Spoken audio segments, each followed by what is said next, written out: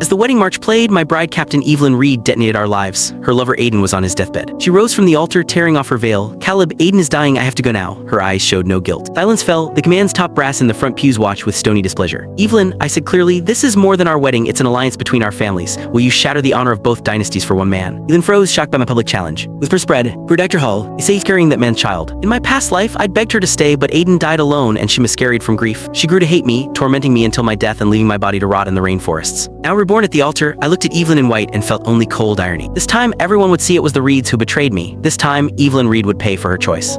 "Captain Reed, it's an emergency!" A young woman in uniform burst into the chapel, interrupting the vows. "Aiden's fighting fast, he's asking for you." Tears streamed down her face. "Captain, please, you have to save him. He's the father of your baby." Even knowing the truth, the words were a dagger to the heart. She was already pregnant with another man's child. My hand tightened around the velvet ring box. Across from me, Evelyn's hand went limp, her face draining of color. "What are you talking about? What's happened to Aiden?" She turned to leave, ready to abandon the entire congregation. Last time, this was the moment I stopped her, forcing her into a marriage that became my tomb. This time, I wouldn't stand in her way, but I would make her fall. I grabbed her arm. "Evelyn, who is Aiden, and what did she mean? You're pregnant?" I let shock and devastation flood my features, earning looks of pity from every guest. The whispers started again. "My God, the poor man, his bride is pregnant with her lover's child before the wedding is even over. On the day of their union too, what a slap in the face to the Hall family." Evelyn shot me an impatient look. "Caleb, it's true I'm carrying Aiden's child. It was an accident, but I can't let him die alone. I'll explain everything later." She tried to pull away. "Wait," I said, stepping in front of her. "Today is our wedding day. You're going to walk out on me in front of our commanders and comrades for another man? What does that say about the honor of my family? If you love someone else, why didn't you tell me? Why wait until our wedding day to humiliate me like this? Hall's son doesn't have to marry a Reed daughter." She tore her hand from my grasp. "I'm not saying I won't marry you, but Aiden's life is on the line. I can't just ignore that." My eyes welled up, a single tear tracing a perfect path down my cheek. But this alliance was set in stone by our families. The invitations were sent, the union sanctioned by the command. "If you leave now, this marriage is void. You can explain that to our parents tomorrow." My tears fell like broken pearls. In this life, I had learned how to weaponize weakness. I would make it clear to everyone that Evelyn Reed and the entire Reed family were the ones at fault. Hearing the gossip around them, Evelyn's parents, General and Mrs. Reed, turned beet red. "Evelyn, stop this nonsense," her father boomed. "Today is your wedding to Caleb. You will not walk out of here. Get back here and finish the ceremony." The young woman soldier dropped to her knees. "General, ma'am, please, Aiden is the father of your grandchild. Can you truly be so heartless?" "Captain," she cried, turning to Evelyn, "Aiden has followed you without name or recognition. Are you really going to let him die alone?" "Father, mother, can you?" Evelyn echoed, her voice pleading. She then turned her glare on me. "This is a dynastic union. The marriage is inevitable, so what's the rush? Is the great Hall family so desperate to marry me off that it can't wait a single day? Isn't that a little pathetic?" Her tone softened. "Caleb, I know you're reasonable. We'll be living together soon enough. I'm sure you and Aiden can get along peacefully, can't you?" Cold smile touched my lips. "Evelyn, you and I are not yet married. This union is not yet fact. I have no intention of becoming brothers with your lover." I threw the ring box to the ground. "If you're so determined to save him, I won't stop you, but the alliance between our families will not be jeopardized by your personal drama. Does the Reed family name mean so little to you?" General Reed's face was a mask of cold fury. "Evelyn, this union affects the standing of two commanders." Click the link on the homepage to watch the full follow-up for free.